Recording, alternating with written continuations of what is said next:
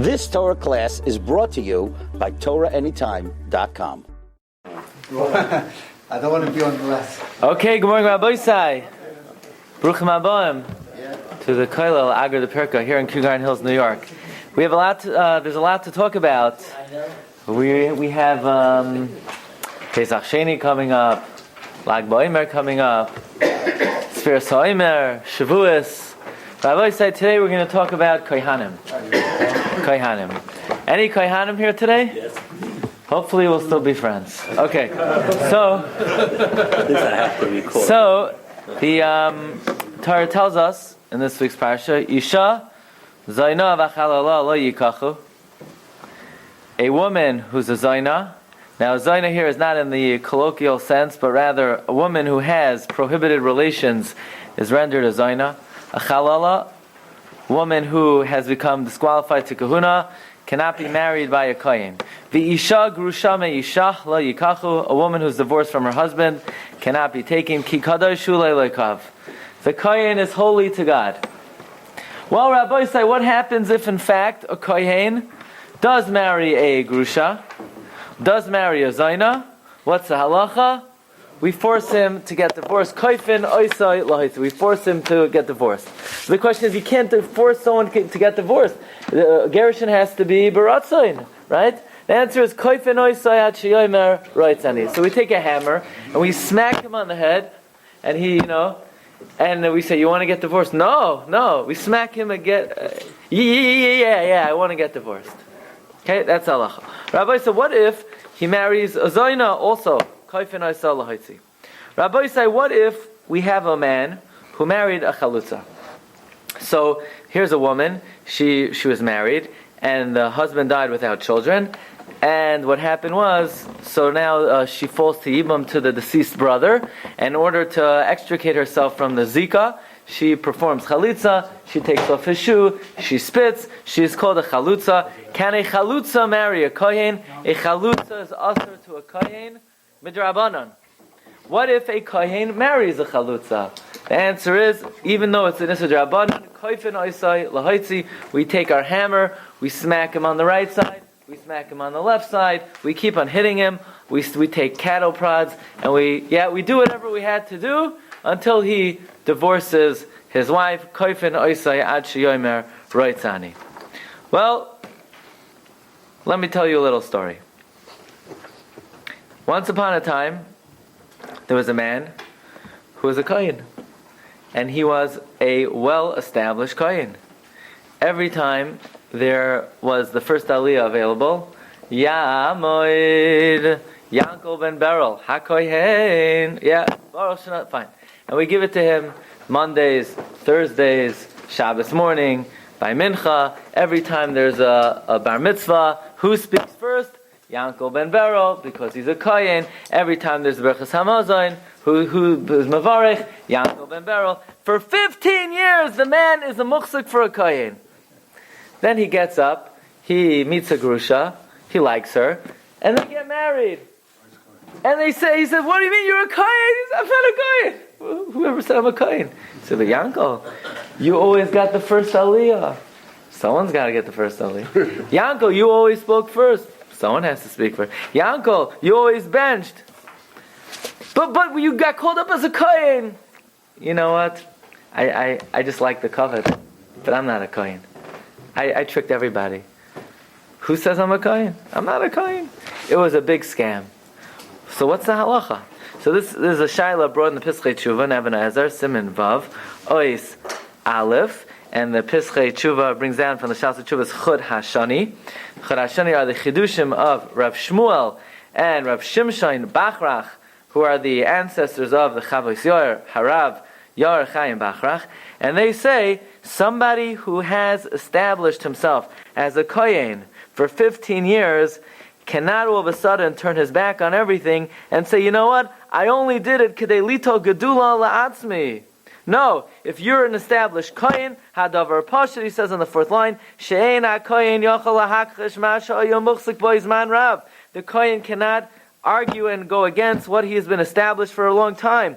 Because he says even 30 days is a chazaka, even to kill someone. Certainly a chazaka of 15 years. Says the Chorashani, but he's noising amasla ledvarav. He's giving an excuse. And the Gemara says in Ksubis that a woman who says, Tmeya ani, and then says, just joking, I never had relations, if she gives an excuse that she was just having a fight with her husband and so forth, we believe her excuse, right? Halach l'maisa, what if a woman says to her husband, I'm a nida, and then a few hours later, I only said it because he didn't take out the garbage, but I'm not really tameh?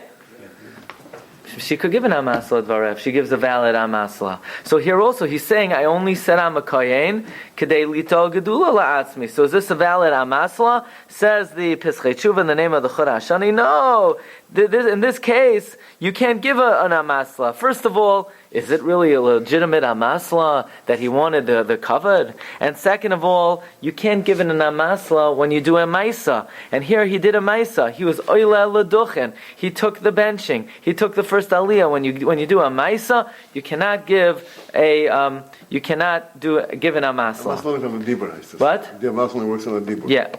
Yeah, right. But if he did a maisa of going to the duchen and acting as a kohen, you cannot give an amasla lidvarav.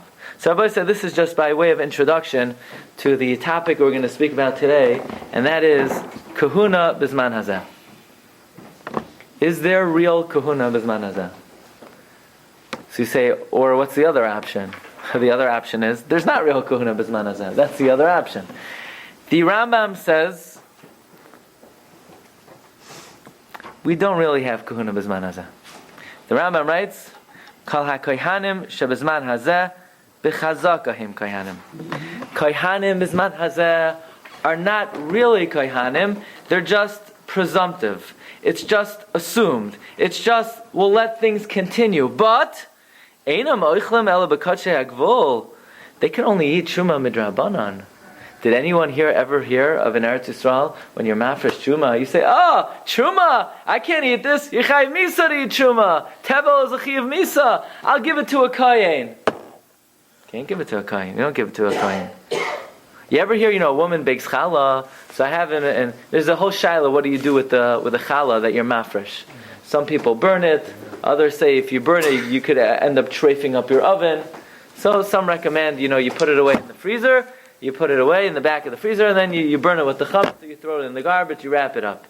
Anyone over here, come on, you mind taking out this challah? I want to go send it to the kohen. Anyone here ships UPS their hafrashas challah to a kohen? Of course not. Nobody gives challah to a kohen. You know why? Because we don't really know that somebody is a kohen. Only ela kohen meyuchas. All we have, or the only person you could give truma d'oraisa to, or challah d'oraisa, is a kohen meyuchas. You say, I know a kohen meyuchas, Mr. Cohen, Mr. Rappaport. I know so many kohanim meyuchasim. Says the Rambam, not so fast. What is a kohen meyuchas? Eizehu kohen meyuchas. Zeh shehi iduloi shnei edim. That's if two witnesses testify shehu kohen, that this guy is a kohen, ben Pliny a kohen, the son of so and so, u Pliny ben Pliny, and Pliny the son of so and so. Ad ir she'enoi tzarich v'dika. Back to somebody who we have no questions about. Who is somebody that we have no questions about? V'hu ha-kohen sheshimish agam mizbech. That we have two witnesses that could trace this guy back to somebody who did avodah on the mizbech. Because once somebody did avodah on the mizbech, then the Bezdin Hagadol never would have allowed any kohen to do avodah on the mizbech unless we did a full-fledged drisha b'chakira. Lefikach, says the Rambam, ein boidkin min ha-mizbech ulamala. We don't have to check any kohen who served on the mizbech. We don't have to check any kohen who was a member of the Sanhedrin, because anyone who served on the mizbech or anyone who was on the Sanhedrin, biyadua, it's avadik u'menusa, it's guaranteed that the Bezdin Hagadol did a research, and they never would have admitted him to the Mizbeach or the Sanhedrin unless he is a valid kohen. So the only person you could give truma or challah to is a kohen meyuchas. What's a kohen meyuchas? We have edim that could testify that he is ben achar ben to a kohen that ain't sarch bedika. What about the yellow ben? Oh, we're going to talk about that. Okay, so do we have a kohen meyuchas b'zman hazeh? No. Some people have Zichron Livracha, the Rosh will say that he was a kohen meyuchas. I don't know. The who? What's Yeshiva? There's Kohen Meyuchas and then there's Kohen Meyuchas, right? So, do we have Kohen Meyuchas? Rappaport. Again, Yichus Brivel, that's not good enough. You need Eidim. You need Eidim. Do we have that anymore? I don't know. It would be hard to say that we still have that. Is the Edis of the Gohan were valid? No, the Goyin was one person. We need Eidim. Yeah, but he did the. We'll see. Okay, so Rabbi said, according to the Rambam, Bisman Hazeh, the whole institution of Kahuna is based on Chazaka. But we cannot use Kohanim for any din d'oraisa unless we have a Kohen Meyuchas. Kohen Meyuchas, it would seem like it would be very difficult to establish Bisman Hazeh. Rabbi Sai, let us start with the following. We start with the tshuva in the Rivash. Rivash, Rabbeinu Yitzchak Bar Sheshes, who was one of the Chachmei Sfarad. He was a Talmud of the Ran. He lived from 1326 to 1408. Beis Yosef writes about the Rivash. In the Tshuvas Avkas Roichel, we know the Beis Yosef wrote Shas Tshuvas Avkas Roichel. He writes in Siman Ayin Gimel that his Rebbe, who is the Rebbe of the Beis Yosef, the Maribe Rav, Rabbi Yaakov Barav, he would rely on the Rivash more than any Poiskei Zamanoi. Okay, the Rivash is talking about the following Shaila. In the Artsei Sfarad, in the Sephardic countries in the 14th century, they would adopt any good custom that the Arabs were performing. So in other words, obviously they followed Torah Seinu HaKadoshah, but if the society that they lived in had certain good customs, they would adopt such customs. One of the Arab customs was that if anybody spoke badly about the rabbi, or about the clergy, or about the Rosh Yeshiva, or about the priest, they would take them and they would beat them up. So the shaila was, somebody badmouthed a kohen, somebody cursed a kohen. And if somebody would have done that in the Arab world, they would have taken him, and they would have taken a club with spikes on it, and they would have given one smack on the right side, and one on the left side, and one, they would have really given it to him good. And the shaila is, since Klal Yisrael was noyeg to adopt all good Arab practices, should we beat up a guy who cursed the kohen? Comes the Rivash in Siman Tzadi Daled. Look in the left-hand column on the third line. Don't touch anybody who curses a kohen. Why? Because we don't have them. Kol shekain b'kohanim shebedoreinu she'ein lohem ksav hayachas. No kohen in our generation has a yichus brivel. Now, so to say, people have today 700 years of yichus brivel, when already 700 years ago they didn't have them, is dubious. So then why do we have kohanim? El necheskasan. The only reason we give a kohen a first aliyah, even though we have no clue that he's a kohen, it's just presumption, status quo. Same thing for Levium? Yeah, don't think Levium are safe, but we're not talking about Levium yet. The minhag is we give a kohen even before a great gadol. But if you want to know, do we really think they're kohanim? We don't. Why do we give them the first aliyah? It's only because of chazaka. So if somebody curses a kohen, you're going to punish them? Chas v'shalom. We have no proof that this individual is a kohen. Says the Rivash, writing in the 14th century, 700 years ago. Before Spanish Inquisition, before Jews were kicked out of every country in Europe, before Chelmenitzky pogroms, before the Holocaust, 700 years ago, we didn't know who the kohanim were. Let's move up about another 100 years. Shas Tshuvas Marashdam. Marashdam, Rav Shmuel di Modino. Modena. What? Di Modena. Who was a Talmud of Rabbi Yosef Taichik. The Chida writes about the Marashdam that Kol Mashu Kasav Nechshav Etzleinu Kedivei Harambam. Okay? So the Marashdam. The Shas Tshuvas Shvus Yaakov says about the Marashdam, Halacha Kishmuel Midinoi. It's a play on words. You know, we say halacha kishmuel bedini, so he play on words. His name Modino. Halacha kishmuel bedino. In other words, we always paskin like him. This is a Peladika case. Here's a man. Oh, here's the case. You have a woman. The woman was captured. A shvuya. Could a kohen marry a shvuya? Midairaisa, she has a cheskas kashus, but the Rabbanon said that you never know what the guy may have done to her. If they violated her, she would be a zayna, and then therefore a shvuya is asr to a kohen midrabanan. Okay, so lo yaleinu, a woman was held captive, and together with her was another woman who was also held captive, who reported to a third woman that the first woman was untouched. And in other words, it's aid mi pi aid. So Shprinza was captured. Shprinza was captured with Yenta. Yenta told a third woman that I ran out of good ones, right? She told another woman that the first one was untouched. It's aid mi pi aid. Aid mi pi aid. So now the shaila is, can this woman who was captured, but we have Eidos Isha that she was untouched, could she marry a Kayin?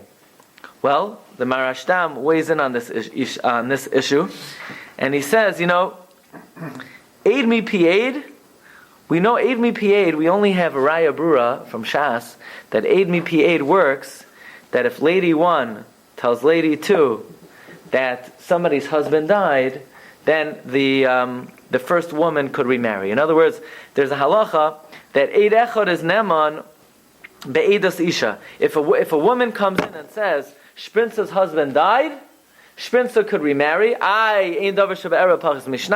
We basically say, Isha daiko uminsaba, we could rely on the testimony of one woman to allow another woman to remarry. Even Eid mi pi aid. But we don't necessarily know that if one woman tells another woman that a woman was untouched as a shvuya, that woman can marry a kayin. And the Beis Yosef says, ulai, efshur, we could extend it to such a case. But we don't have absolute clarity in halacha that we could rely on aid mi pi aid under such circumstances. What about Betulim? What? Betulim. What about it? If she still has a Kayin doesn't have to marry Basulam. No. If the Betulim is still intact, that means she didn't have any relations. We can't check such a thing. Why not? You don't do that. You don't check for, and it's not always a Raya Brura. Okay. So then the Marashtam says like this. So other ways it could have happened too.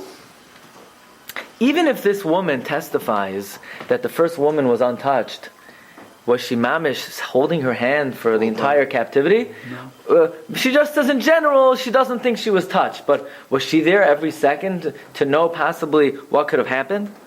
But says the Marashtam, even though it's very weak to say that you could accept the testimony of one woman in the name of another woman that the first lady was untouched, under these circumstances, if a woman was captured, she could marry a kohen.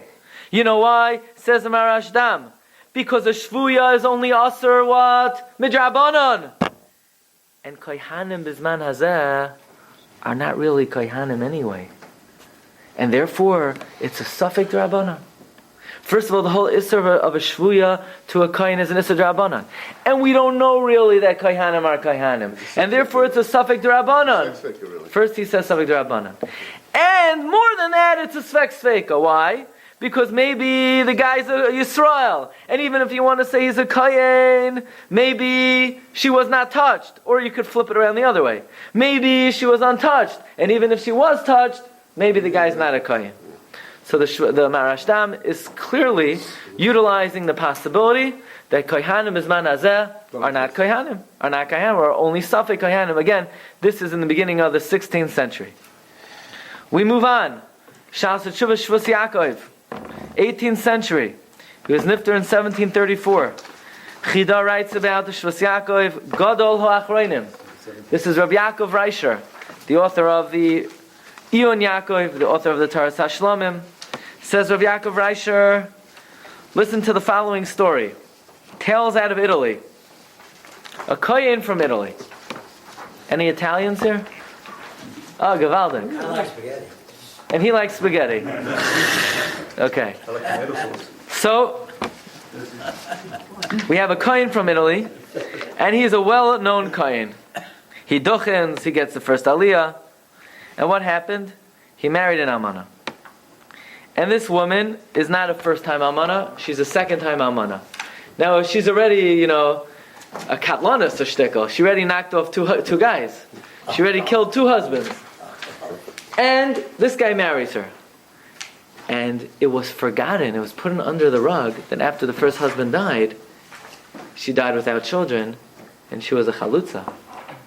So she wasn't just an almanah, she was a chalutza. And now the kohen married her. And now the shaila is, does he have to divorce this woman who's a vadai chalutza?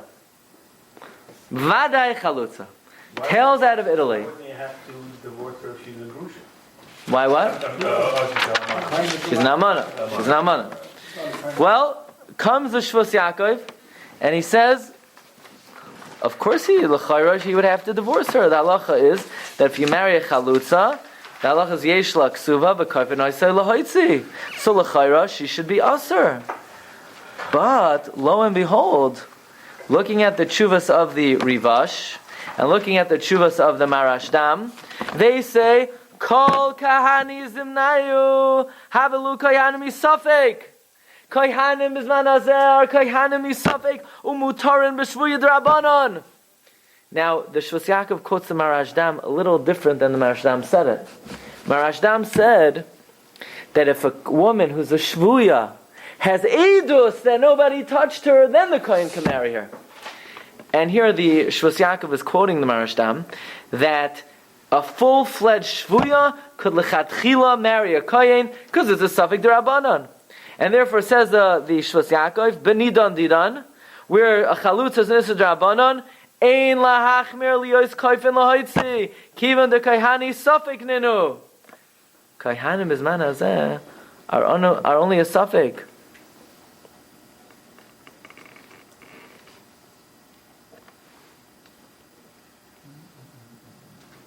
And then he says, what about the fact that there's a concept in Masechta Ksubos of Shavya and Afshaya Chaticha de Isura?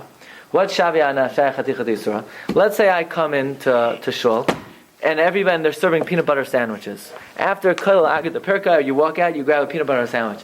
And they hand me one, I say, I'm not eating that! That's pork. And then I say an hour later, you know what, I'm hungry. Am I allowed to eat it? I can't eat it. Because I have considered it pork. I made it pork. Whatever the lumdus is, whether it's midin neder, there's something called shavya and avshayu chaticha de yisura. So why don't we have the same thing over here? This kohen, he's been duchening for years. He's been getting the first aliyah for years. He's considered himself a kohen. He's established that he will not marry a grusha, he will not marry a chalutza. So then maybe, since shavya and avshayu chaticha de yisura, we should force him to get rid of the chalutza. No. Says the Shvus Yaakov, we're not going to deal with Shavya Nafshaya Chaticha D'Isura. First of all, he says maybe Shavya Nafshaya Chaticha D'Isura is only by Dinei D'Oraisa. And second of all, he's not really making himself a kohen. He's not making himself more of a kohen than his father. He's just doing what his father did. And we would say, the same way his father had no clue he was a kohen, he also has no clue he's a kohen. So he was never Shavye Nafshayo Chaticha D'Isura. He's making somebody into an Isra. He was a chalutza Minei Bay. What? He didn't do it. No, but he had already established himself for 20 years that he would not marry a chalutza. So now that he ended up living with a woman, and it turned out she's a chalutza, we should say he can't live with her because he's kvar shavi alei chaticha d'isura. So the Shvus Yaakov ends off like this. Look in the last line on the page, page 2, the bottom right hand column. Klal ha'oila. Here's the upshot. Vadayim roitze legaresh zachar latoiv. If he wants to divorce his wife, wonderful, and we'll laud him. And the rabbi will get up in shul that this guy's a good guy, he's a machmir, and he did the right thing. And we would even force him maybe and convince him to divorce his wife and scream at him because at the end of the day he's pushing away his children from kahuna. But to be koifa oisai to divorce his wife? No, gerushin is a very difficult thing. Like the Gemara says, that they prefer to allow David HaMelech, who already maxed out on 18 wives, to be meyached with Avishag instead of divorcing his wife. Kashin gerushin shaharei hitiru leyached v'lo hitiru legaresh. And therefore, since bizman hazeh, we are not really sure that kohanim are kohanim. If a man ended up marrying a chalutza, they stay happily married if they like to. Rabbi Sai, we're only getting started here. This is just the beginning.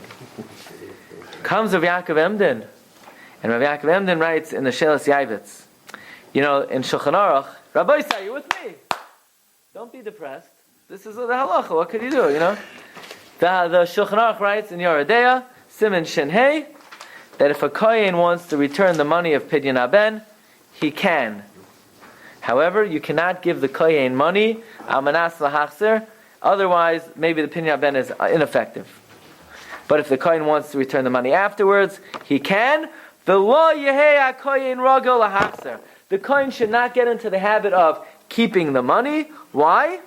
Because then the other kohanim are going to lose out, because then everyone's going to come to him. Right? So the kohen should not get into the habit of giving back the money. Of giving back the money. Comes Rabbi Yaakov Emden in the Shelas Yavitz, in Shaila Kuf Non Hey. Many kohanim have the custom to return the money. It's the right thing. And so is appropriate always to do. The Shulchan Aruch says that a kohen should not get into the habit of doing that. That's if you're a kohen meyuchas. But our kohanim are not kohanim meyuchasim. Our kohanim are b'cheskasan.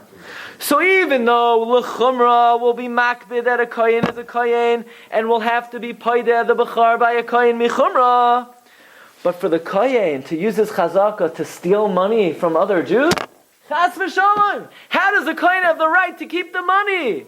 He's a ganav. He's a gazlan. He's not to keep the money. Who says he's a kohen? He's only a safek kohen. So misafek he's going to steal? No. Kohen has to give the money back. If the kohen's not eating truma and the kohen's not eating challah, how could the kohen be over on gezela?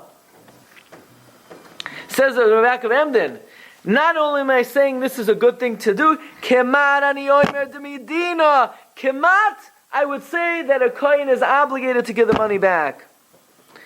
And at least a God-fearing kohen should suspect on his own and return the money l'chol ha'pachis.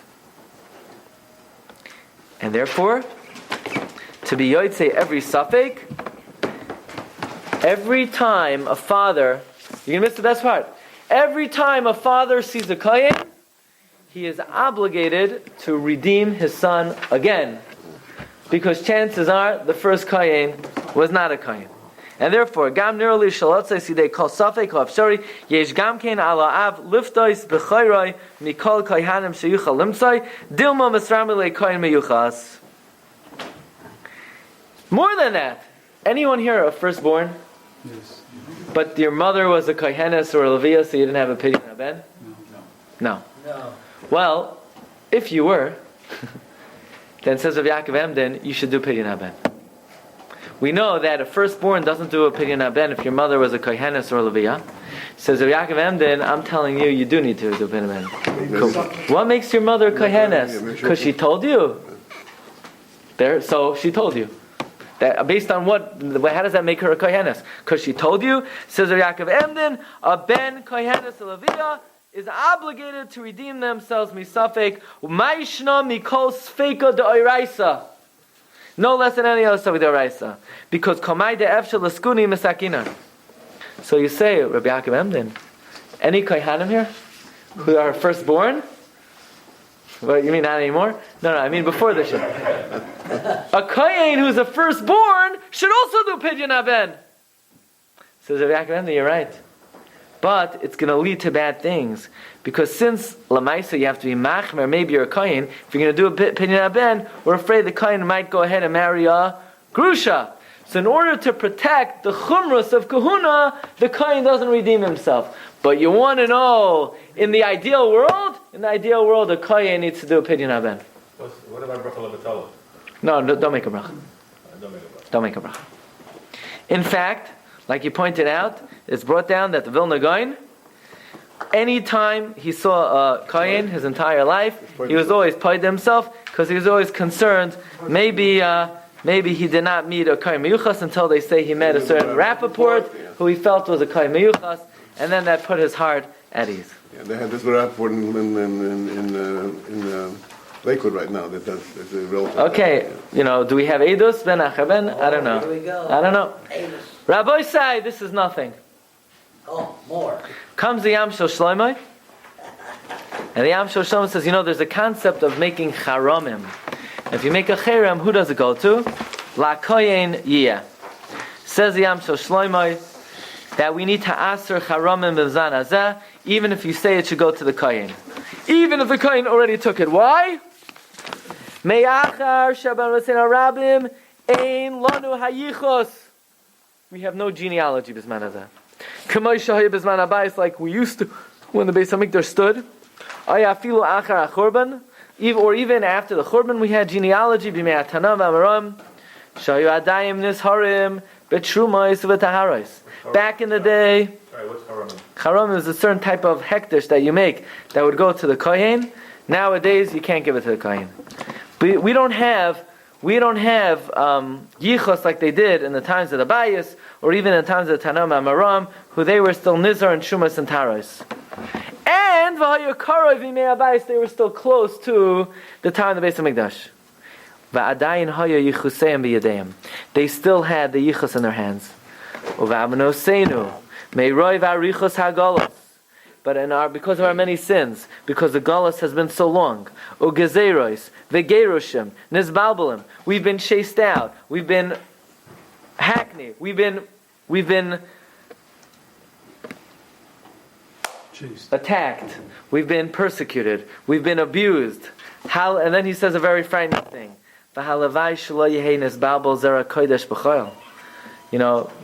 Don't talk too much. Halavai, the Yisrael should be able to say definitively that he's Jewish. So before you, don't talk too much. Don't investigate too much. Halavai, that the regular lineage of Klal Yisrael should be poor. Aval zera kohanim, Karov levadai shenizbalbalo. The Kohanim, Levim, almost 100% that it's not for sure. And in other words, Karov levadai, we don't have Kohanim. I don't think my son wants to hear this. A lot of things you might not want to hear, right? V'im loy kulai. And if not every Kohen, Haroiv nizbalbel. Most Kohanim are not Kohanim. And he brings a raya, like back in the day in Elio Anavim Halavim. And if not Haroiv, Bivadai Korov Lemechsan is Balbulu. For sure, says the Yam Shel Shlomo hundreds of years ago, 50% of Kohanim are not Kohanim. 600 years ago. Bimkain Neisei Lidei Takala. Therefore, it could come to Takala, Shema Yitain Lakayin Shena Kayin, and it could be Adayin Hektish. And therefore, it says the Yam Shel Shlomo, unfortunately, because of what we've had to withstand, because of what we've had to endure throughout so many years of Golos, he would suggest that Kohanim and Leviim, every last one of them is not a Kohen and Levi. And if not every last one of them, definitely most of them. And L'chol HaPachos, half of them are not Kohen and Leviim. He's going to create a disturbance in the shuls. What do the contemporary poskim say about the DNA, the Kohen gene? Right. Question. It's Good question. okay. I asked it. I know. What do we say about the Kohen gene? It's a good question. The only thing it shows is that they have some type of DNA of Kahuna mixed into them. But it doesn't show it's from the father. Doesn't what? Doesn't necessarily show that it's from the father. It could come from the mother. It could come from... Whether that's enough of edus or it's admissible in halacha to give somebody truma d'oraisa, probably not.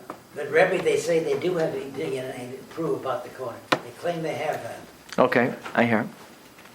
So Rabbi says, so far we brought many of the most fundamental poskim who seriously question the validity of Kohanim Bizman Hazeh, starting with the Rivash, going to the Marashtam, going to the Shvus Yaakov, and Rabbi Yaakov Emden, and the Yam Shel Shlomo. It's going to create an explosion. Rabbi Sai, one of the main questions that are raised, and this is brought up, I believe, by the Shvus Yaakov, that and the Rivash himself mentioned this. Let's go back to number 5 for a moment, and they say, "Kol shekain b'kohanim shebedareinu she'ein lohem ksav hayichas." You're a kohen, really? Where's the yichas for you? It's like a guy comes into City Hall. Me citizen. Really? Where's your citizenship? Me lost it. And where's your passport? Oh, I'm not. Good question. I don't know. And your green card? Oh, my green card, I left it at home. So we say, have a nice day. If you're a citizen, you'd have documentation. So it's the same thing we tell the Kohanim. Yeah, really? You're a Kohen? Ach, v'shtar. Where's the star?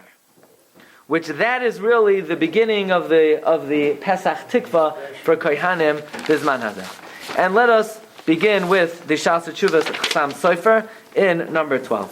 Chasam Sofer in number 12 is addressing something else, but in parentheses he comments on the words of Rabbi Yaakov Emden. Look at number 12. Shas Tshuvas Chasam Sofer in Yeridea Sof Simin Reish Tzadi Aleph. He writes on the last line, Ayin Sheilas Yaivitz, Chelak Aleph Simin Kuf Non Hey, Ve'enoi Nirali. I don't agree with him.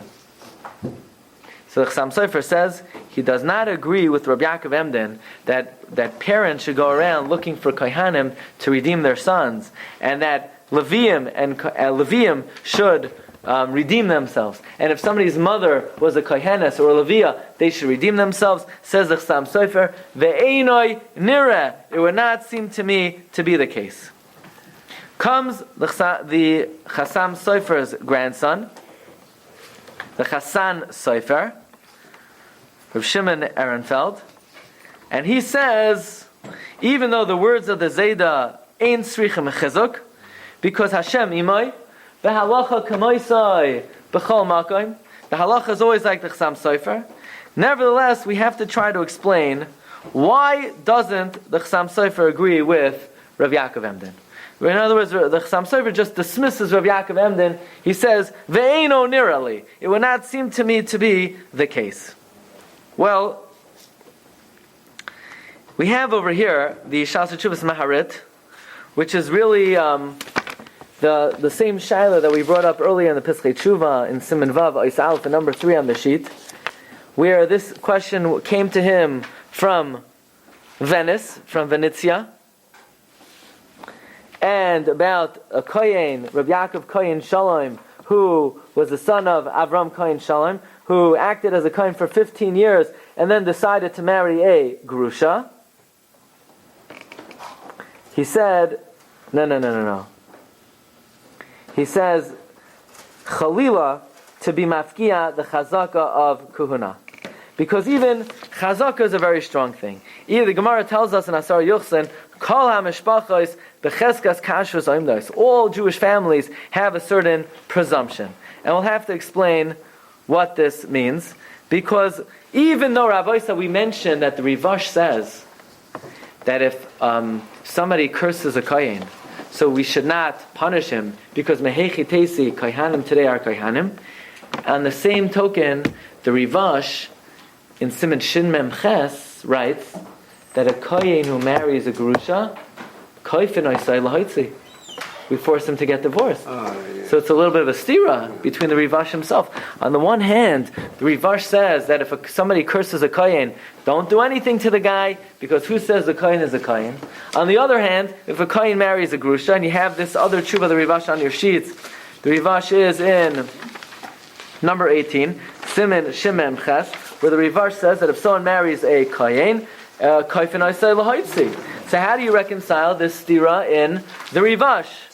So the Steichemed, and if you look at number 17, in Steichemed, he has a long ma'areches on Kohanim Bizman Hazeh, and he, Reb Chizkiyahu di Medini, I believe, and he writes as follows.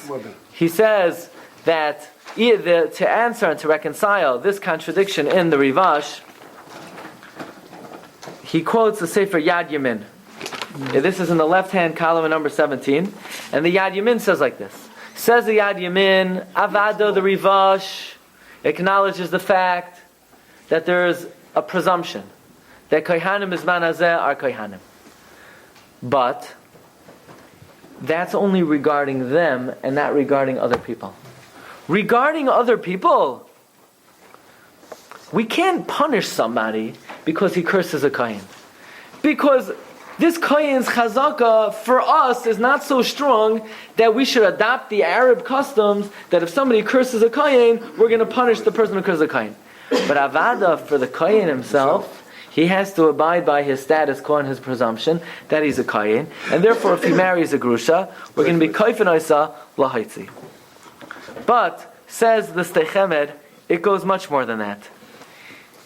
What's the reason why you could make the case that Kohanim Bizman Hazeh have a nebulous case to their kahuna? The answer is we say, Ach v'shtarcha. Where's your star? Where's your yichus briva? He says, Bizman Hazeh. Is that really a taina? Ach v'shtarcha. Ach v'shtarcha. When they kicked me out of Spain in 1492, and I couldn't even bring a shirt along, you expect me to take a Megillas Yuchsin that I come from Aaron HaKoyin? When the Chelmanetsky pogroms came along and I had to sneak in some sewer system, you think I had time to take my shtar with me? In the Holocaust, the legend in my family is that there's a Yichus Brivel. Where is it? Who knows where it is? It didn't make its way over from Europe. You have a taina on a kohen. Ach v'shtarcha is only a taina when every other kohen in the world has a shtar, and you kohen, you're getting up for the first aliyah. Where's your shtar? But nobody has a shtar anymore. It's unheard of. Who has a shtar? Who has a Megillas Yosin? So Bizman Hazeh, ach v'shtarcha is it only creates reach eskasayu if other people have the shtar. But if nobody has a shtar anymore, miroiv hataltulim, miroiv hatzaros, that does not make reach eskasay. But here's the Iker Nakuda of why Bizman Hazeh, the kahuna has to be taken seriously.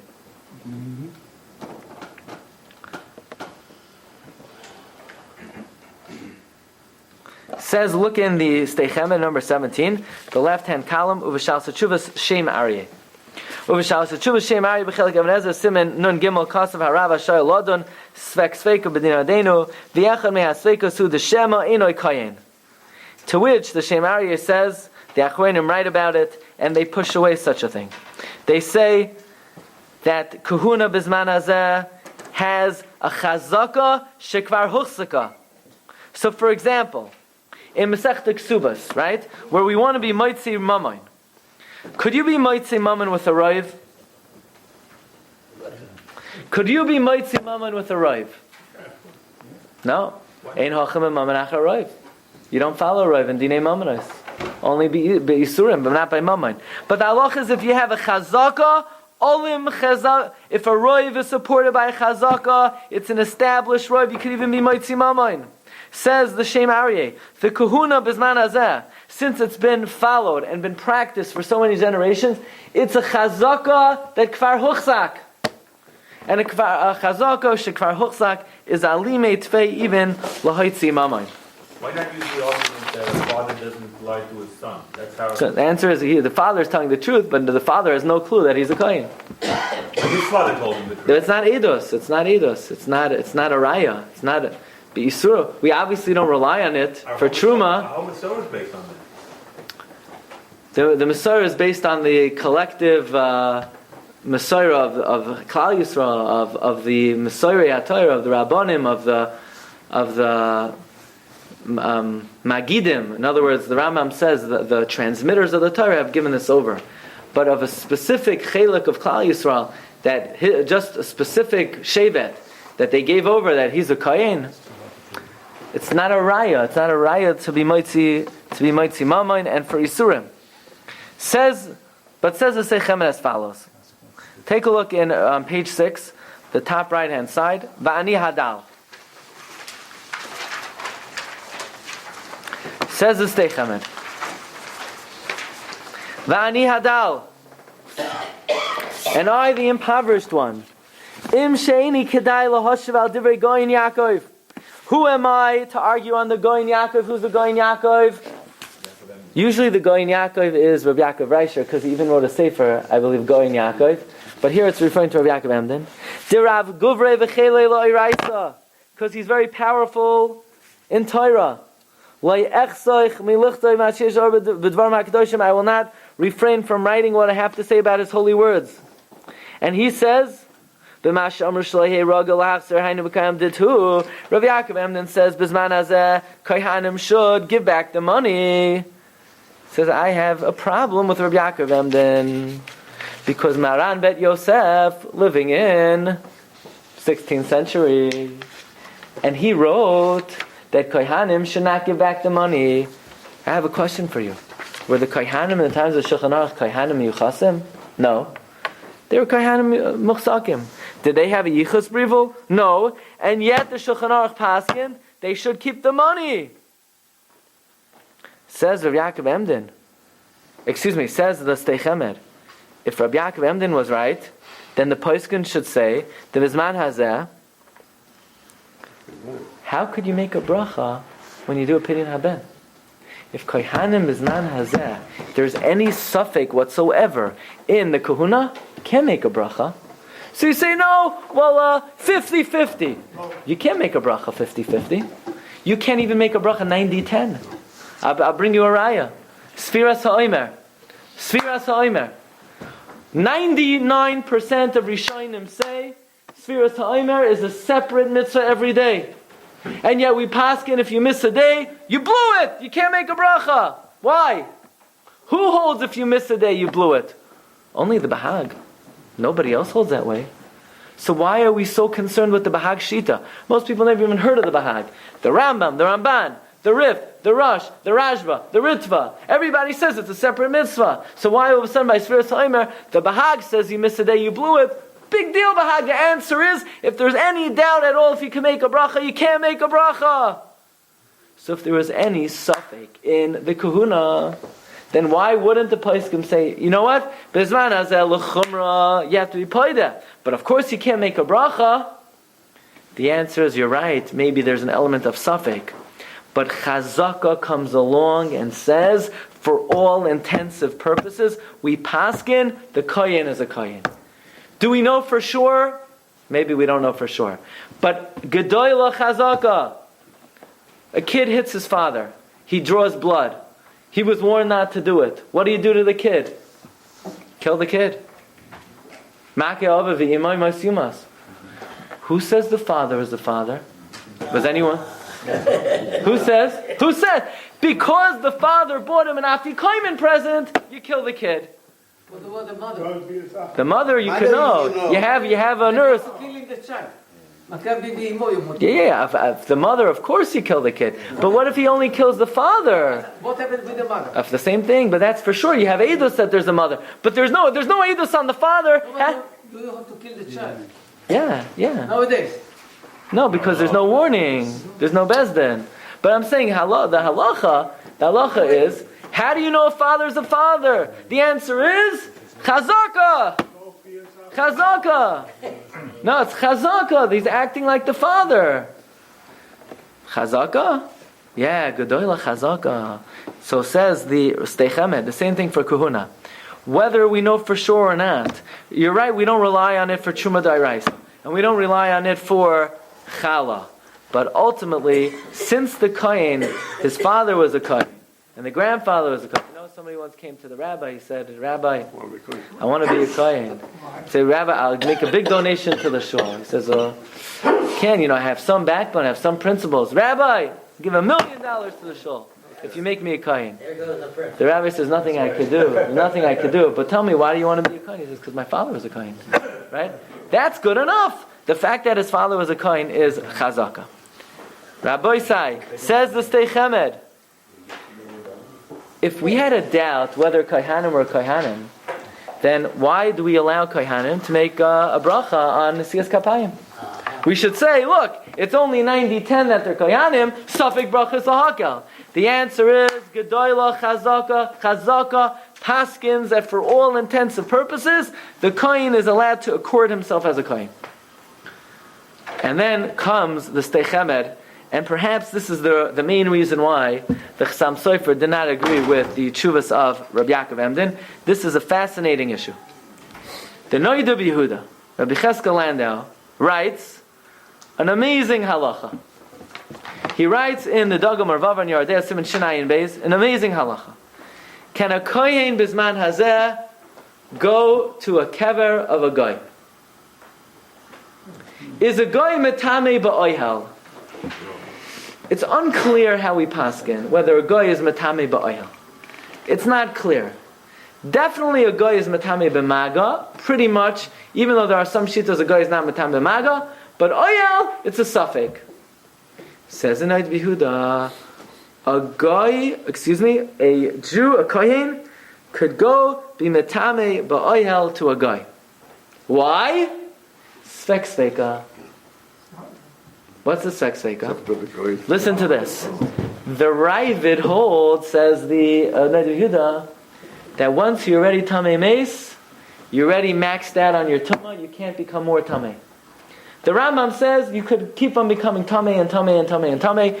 The Ravid says once you're tamei, you're not going to become more tamei. Comes the Noid Yehuda and the Dagam Ravava, and he says, Bisman hazeh, you want to go be matami yourself to Lenin, to Stalin, no problem. Why? Svek sveka. Maybe the Ravid is right that once you're tamei mace, you won't become tamei again. And even if you could become tamei again, maybe a guy is not matami ba'oyel. Says a Chsam Sofer and the Shas Teshuvah is Chsam Sofer. Now, an amazing thing. If you look back in the Dagam Ravava 19, Omar Yecheskel, I was chayzer, I retracted. I went off of my psak. I retracted from my psak. Because I used to think that the Ravid held, once you're tamei, you can't become more tamei. No, maybe that's not what the Ravid means. What the Ravid means is, once you're tamei, if you become more tamei, we won't give you malchus. But you will become more tamei. The Ravid didn't mean you don't become more tamei. The Ravid just meant we won't give you a malchus, but it's still aser. Says the Chsam Sofer, when I was a kid, in the year Taf, Kuf, Mem, Gimel. What year is Taf, Kuf, Mem, Gimel? 1783. Chsam Sofer was a young man. I remember in the year 1783, and I was being Yutzak Mayim al Yedei Moiri Chassid Shebekahuna. We know the Chsam Sofer was not only a Talmud of his great Rebbe, but he was Meshamish, his great Rebbe. Says the Chsam Sofer, V'nehirna, I remember, when I was a little kid, and I was serving my Rebbe, Chassid Shebekahuna, Rav Nosson Adler. And it was the year 1783, and we passed through Prague. V'ra'a Pnei Hagoy Noida Behuda. And my Rebbe had a whole conversation with Noida Behuda about this issue, whether a kohen could be metame himself to a goy tumas oyel. And they were mefalpel in the words of the Ravid. And my Rebbe, Rav Nosson Adler, said no. And the Noida Behuda said yes, like he writes in the Dagam Ravav, and the Chsam Sofer said no, and Rav Nosson Adler said no. An amazing thing. And I, v'ani ha'yisi moitzi maybe advarim. I was the go-between. Rav Nosson Adler would send me with letters to the Noida Behuda. And the Noida Behuda would send me letters back to the Rav Nosson Adler. And there was a whole exchange of letters. And the Noida Behuda was chayzer, says the Chsam Sofer. So now when you read the Dagam Ravava, and at first the Noida Behuda writes that a kohen could be metame himself ba'oyel to a guy, and then he says, Omar Yecheskel, that I'm chayzer. He says, Omar Yecheskel, Mashka Safti Begilyon, Nimshachti Achad Devei Amishal Melech. But then, Aval Achshav Nasati Ali Bishul Olay Omra. It says in Noida Behuda, I was chayzer bi. Now we know why the Noida Behuda was chayzer. Why was the Noida Behuda chayzer? Because Rav Nosson Adler prevailed. And he convinced him that the Ravid doesn't mean you're allowed to be metame, that once you're tamei, you don't become more tamei. The Ravid just means once you're tamei, we won't give you malchus if you become more tamei. That's why the Noida Behuda was chayzer. Says Chsam Sofer, I was there. I was the one who brought the letters back and forth. And me, myself, says Chsam Sofer, 30 years later, in the year 1813, I found in another Sefer of the Ravid, in the Tamim Deim, that the Ravid Avada says that once you're tamei, you can't become more tamei. It's just we won't give you malchus. You can become more tamei. You can become more tamei, but you're not. In other words, you're not allowed to be matame yourself.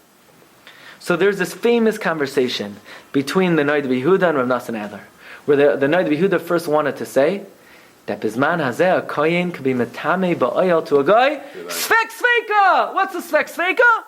Maybe the halach is like the Ravid, once you're tummy, you don't become more tummy. And even if the halach is like the Rambam, but maybe a guy is not Metame Ba'oil. And the Rav Nosson Adler said, no, that's not what the Ravid means. Says the Stei Chemed. What do you see from both Rav Nosson Adler and the Noda B'Yehuda? Why didn't they both agree it's a Svek Sveka? Because of another Safek. That maybe Kohanim is Manazeh or not Kohanim. Why didn't the Rav Nosson Adler came along and said, you know what? That's not what the Ravid means. So what if that's not what he means? There's another very simple Safek over here. Maybe Kohanim or not Kohanim. Must be, you see, aside from the Noda B'Yehuda and aside from the Rav Nosson Adler, that in terms of the Safek are Kohanim, even though we don't know, Chazaka paskins that we're noyig that kohanim are kohanim, gedoyla chazaka, alima chazaka, and this is very likely. This chazaka is right. We'd like to suggest that when the Chassam Sofer just says Eino Nira to Rabbi Yaakov Emden, we don't know exactly why, and the Chassan Sofer, his grandson, gives one shot, but I think we see he saw from his Rebbe and from the Noda B'Yehuda that we maintain that gedoyla chazaka and kohanim are given a certain presumption, and that presumption is strong enough to say that they're kohanim, and they do pidyon bechar, and they make a bracha, and they're noiseis kapav, and they make a chazaka. Why? Gedoyla chazaka. Rabbi say, bottom line, comes Aruch HaShulchan, and he sort of dismisses the first 30 minutes of our shiur, and he says like this. Look at number 21. Ro'isi, I saw. Who did he see? He doesn't want to say. But we know who he's talking to. Misha Kasa. Since we don't have yichus, roy l'chol kain lachosh, shem ein a kain. That every kain has to be suspicious. Maybe he's not a kain. V'yafzer hamos, and return the money. And he's chayiv in pidyon. And he has to separate the money for his own pidyon ben. Uladaiti asr l'shmaya dvarim ke'ilu. In my opinion is, you're not allowed to listen to such things. To diminish and undermine the prestige of the kuna. You're going to come to disparage it, you come to disgrace it. Heaven forbid to say such a thing.